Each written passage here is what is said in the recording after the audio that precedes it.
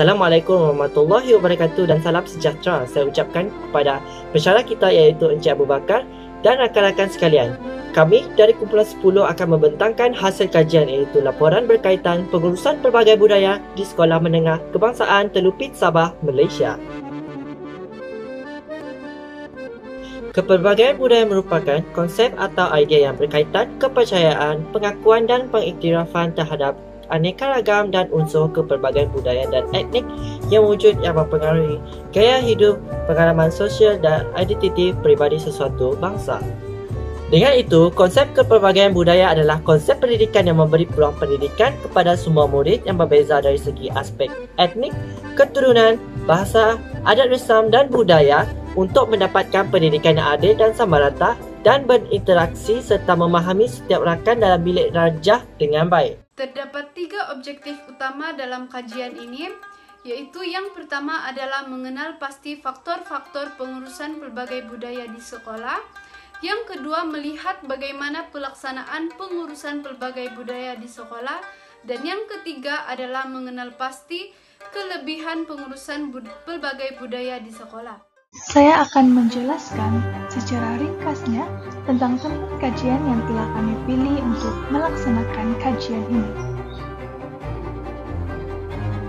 Tempat kajian yang telah kami pilih adalah di Sekolah Menengah Kebangsaan Telupit Sandakan, Sabah, Malaysia.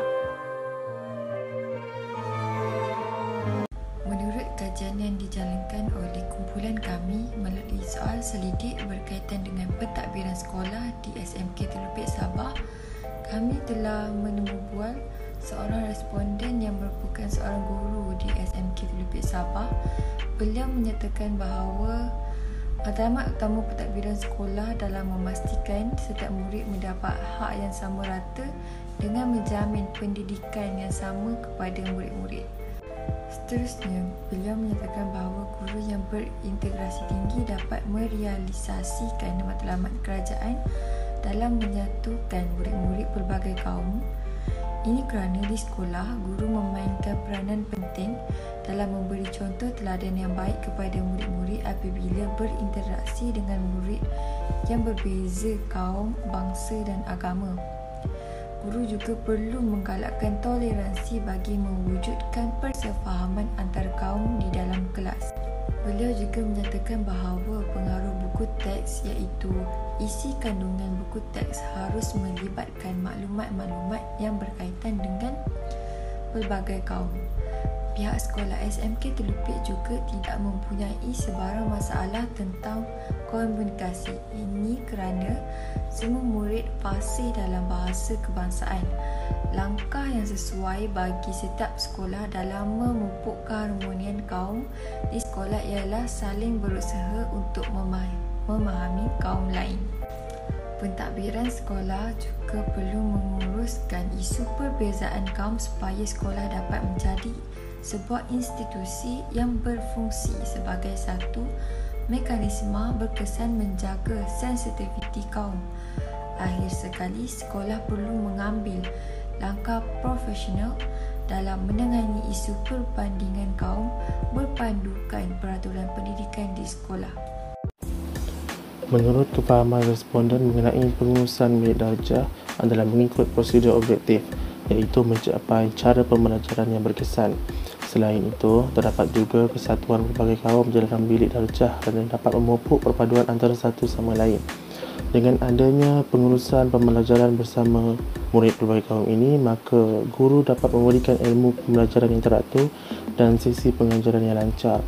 Di samping itu, di dalam hal ini pastinya ada aktiviti kerjasama yang terdiri daripada pelbagai kaum terhadap dalam tugasan yang diberi.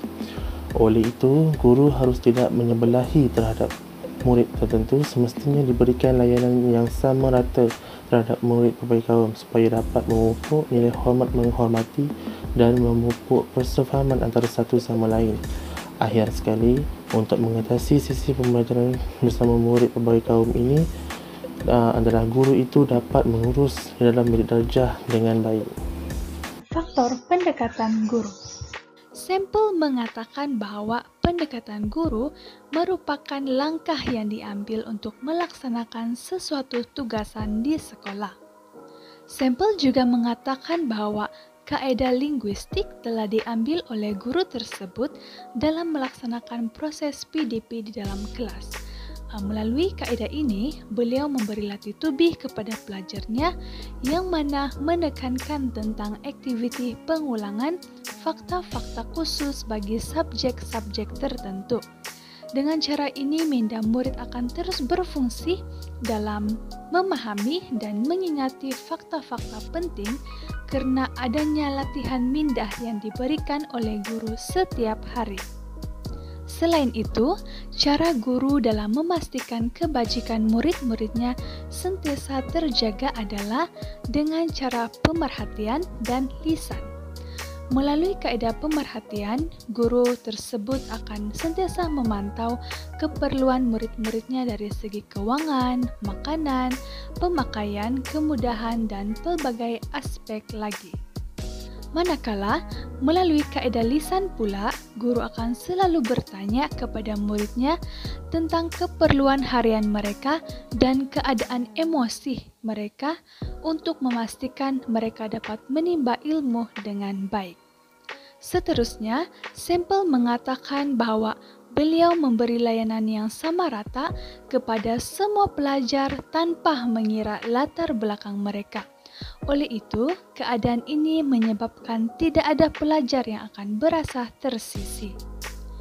Guru tersebut memberitahu bahwa beliau lebih selesa menggunakan pendekatan pengajaran deduktif. Hal ini karena ia dapat menjimatkan massa dan memudahkan pelajar untuk memahami apa yang diajarkan oleh guru. Oleh itu, beliau menjelaskan bahwa guru-guru haruslah dengan lebih teliti dan bijak memilih jenis pendekatan agar pelajar mendapat input yang optimum semasa belajar di dalam kelas. Jadi kurikulum ni secara ringkasnya ialah satu skop atau isi kandungan dalam satu mata pelajaran yang diajar di institusi pendidikan atau di sekolah. Ya, semestinya pendidikan pelbagai budaya telah diajarkan di sekolah sama ada di sekolah menengah ataupun sekolah rendah. Guru mengajar mata pelajaran pelbagai budaya dengan menekankan tajuk-tajuk yang sesuai dan terbuka kepada semua golongan kaum yang berada di dalam kelas itu. Semestinya objektif utama mata pelajaran pelbagai budaya ini adalah untuk menyedarkan pelajar agar mempunyai nilai saling menghormati antara kaum. Secara ringkasnya, terdapat 3 mata pelajaran yang mempunyai kepelbagaian budaya yang ditekankan. Yang pertama, pendidikan Islam, iaitu lebih mengajarkan kita tentang menghormati sesama kaum ataupun berbilang bangsa.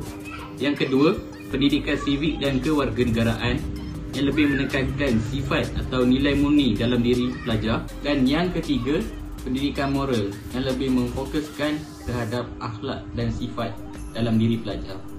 Jadi guru secara ringkasnya mengajar subjek pelbagai budaya kepada pelajar-pelajar yang pelbagai budaya dengan menerangkan keunikan budaya-budaya yang terdapat di Malaysia agar tidak hanya satu budaya saja yang kita tahu seperti masyarakat Melayu ataupun Cina atau India, namun kita akan belajar semua jenis kaum dan budaya yang ada di Malaysia agar kita ataupun para pelajar lebih memahami dan tahu adat resam budaya lain dan mereka juga dapat menghormati budaya lain. Secara keseluruhannya, bagi faktor kurikulum ini, guru-guru haruslah tidak memandang rendah terhadap mata pelajaran yang memfokuskan kepelbagaian budaya seperti pendidikan sivik kewarganegaraan, pendidikan moral dan agama Islam.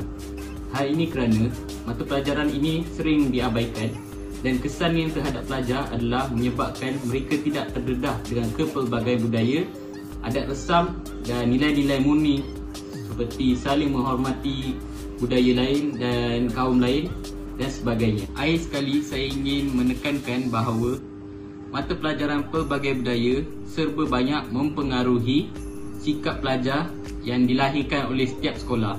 Justru itu, mata pelajaran pelbagai budaya ini haruslah diberi penekanan agar pelajar dapat ilmu yang secukupnya dan dapat membina nilai murni yang baik dalam diri. Sekian sahaja dari saya. Terima kasih. Untuk pelaksanaan faktor kajian, sampel menyatakan bahwa aktiviti kokurikulum adalah mengikut standar yang telah ditetapkan. Selain itu, tujuan mengadakan aktiviti kokurikulum semasa di sekolah adalah untuk mengukuhkan perhubungan dan interaksi dalam kalangan murid di sekolah. Sehubungan dengan itu, aktiviti kokurikulum telah memberi kepentingan dalam pengurusan pelbagai budaya, yaitu dapat memupuk kepelbagaian budaya dalam kalangan pelajar karena pelajar yang berbilang kaum dapat bergaul dan bersatu melalui aktiviti kokurikulum yang telah dijalankan. Guru dapat membentuk pengurusan pelbagai budaya dengan baik dalam aspek kokurikulum dengan cara membentuk kumpulan yang terdiri daripada murid yang berbilang kaum dan membuat aktiviti berkumpulan semasa minggu kokurikulum dijalankan.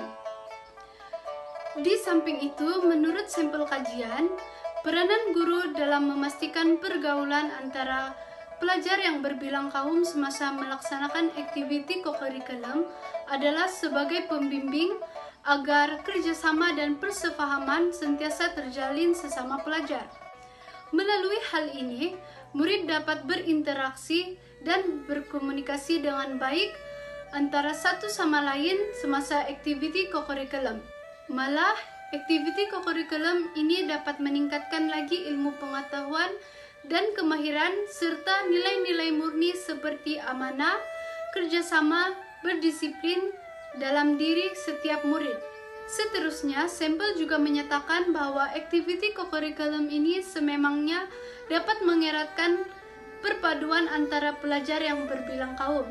Namun begitu, aktiviti kokurikulum tidak sesuai untuk dijalankan semasa pandemi COVID-19 ini karena kita perlu mematuhi SOP yang ketat. Aktiviti kokurikulum ini berperanan dalam pembentukan sifat-sifat sosial yang bernilai dalam diri setiap pelajar yang berbilang kaum. Hal ini demikian karena setiap aktiviti mempunyai sumbangan tersendiri dalam pembentukan sosial dan jati diri pelajar. Faktor aktiviti pelbagai budaya. Sampel menyatakan bahawa 3 contoh perayaan yang disambut di sekolah SMK Telupit Sabah iaitu Pesta Keamatan, Hari Raya dan Tahun Baru Cina. Ini disebabkan kerana di Sabah mempunyai 3 suku kaum yang terbesar iaitu etnik Sabah, Melayu dan Cina. Seterusnya, responden juga menyatakan bahawa perayaan-perayaan ini dapat memberi impak terhadap pembelajaran kepada murid-murid. Ini kerana perasaan setiap orang murid ketika menyambut perayaan ini adalah gembira dan seronok apabila menyertai perayaan-perayaan yang dianjurkan oleh sekolah. Berdasarkan sampel, perayaan pelbagai budaya di SMK Telupit Sabah dilaksanakan secara menganjur pertandingan berasaskan pelbagai budaya. Di samping itu, pendapat sampel, sambutan perayaan dilakukan secara serentak kerana lebih menjimatkan masa dan perbelanjaan program atau aktiviti yang dianjurkan. Sampel juga merespon bahawa Bulan Kemerdekaan adalah salah satu program yang pernah dianjurkan yang menjurus kepada konteks pelbagai budaya di SMK Telupit Sabah. Impak yang murid dapat apabila menyertai aktiviti-aktiviti pelbagai budaya di sekolah ialah pelajar lebih memahami latar belakang pelbagai kaum di sekolah tersebut. Menurut sampel, kaedah yang sesuai untuk melahirkan sifat kemasyarakatan pelbagai budaya dalam diri seorang pelajar ialah memberi tugasan kumpulan kepada setiap ahli yang pelbagai budaya. Selain itu, pemantauan yang ketat untuk semua aktiviti dapat mengelakkan isu sensitif tentang budaya di sekolah. Sampel juga berhasrat jika beliau menjadi ketua program yang mempunyai unsur budaya. Sampel ingin mengadakan aktiviti team building yang ahlinya terdiri daripada pelbagai jenis budaya untuk meningkatkan keharmonian dalam murid sekolah.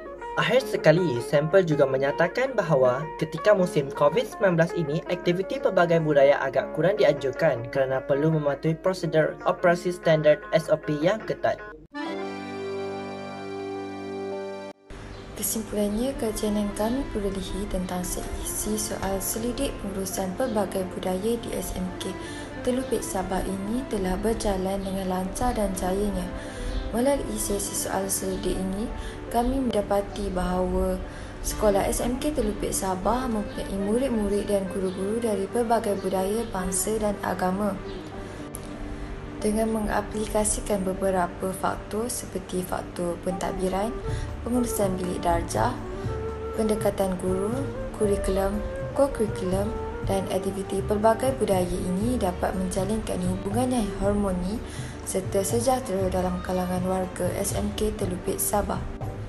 Guru dan murid juga mempunyai peranan dan tanggungjawab masing-masing dalam menjayakan program dan aktiviti yang dijalankan oleh pihak sekolah agar lebih berpengalaman serta mahir dalam pengurusan pelbagai budaya. Dalam masa yang sama juga, setiap warga dapat melestarikan visi dan misi sekolah agar dicapai bersama-sama.